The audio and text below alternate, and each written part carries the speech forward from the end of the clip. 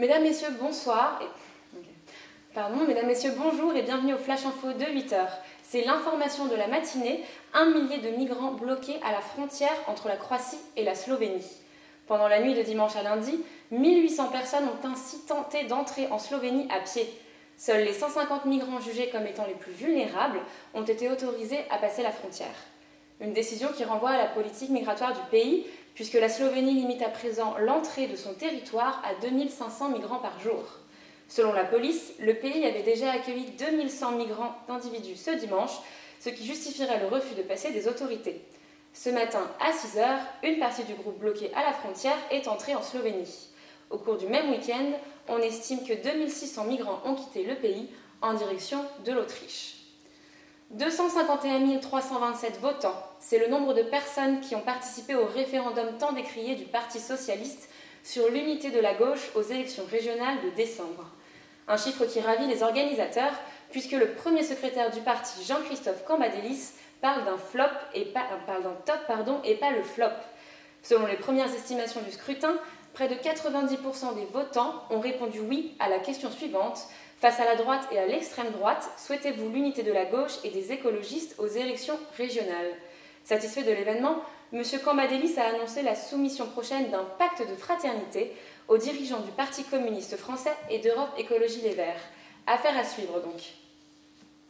Restons sur le terrain de la politique, en Suisse cette fois, où l'Union démocratique du centre, parti de la droite dure, vient de remporter les élections législatives. Le parti européen était déjà le plus représenté au Parlement et récupérerait 11 nouveaux sièges pour atteindre 64 élus sur 200 à la Chambre basse. Cette victoire s'expliquerait entre autres par la crainte de l'immigration, malgré le fait que le pays ne soit pas au cœur des flux transitoires des migrants. En sport maintenant, les volleyeurs français ne s'arrêtent plus. L'équipe de France a remporté ce dimanche en Bulgarie son premier titre européen, quelques mois seulement après leur victoire en Ligue mondiale. Les Bleus ont décroché la médaille d'or face à la Slovénie, 3-7-0, après avoir éliminé des Bulgares à domicile la veille. Ils rompent ainsi avec la malédiction de la deuxième place qu'ils ont connue à 3 reprises.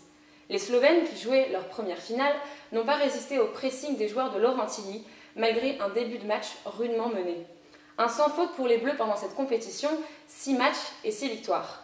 Prochain objectif pour les volleyeurs français, la qualification pour les Jeux Olympiques de Rio en 2016.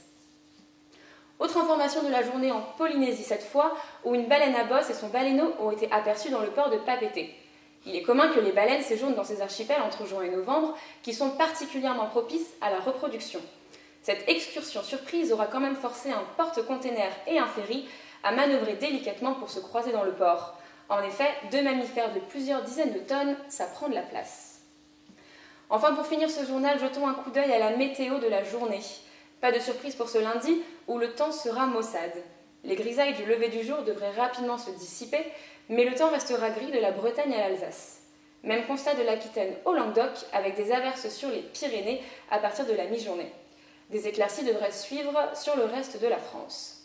Du côté des températures, les minimales ne dépasseront pas les 10 degrés, avec 1 à 3 degrés en Auvergne, 3 à 7 degrés au nord de la ligne Bordeaux-Strasbourg et de 6 à 10 degrés sur le reste de la France. Pour les maximales, on attend 12 à 16 degrés de la région Rhône-Alpes à la pointe bretonne, en passant par Paris, et jusqu'à 21 degrés dans le sud. Merci d'avoir suivi ce journal et bonne journée à tous.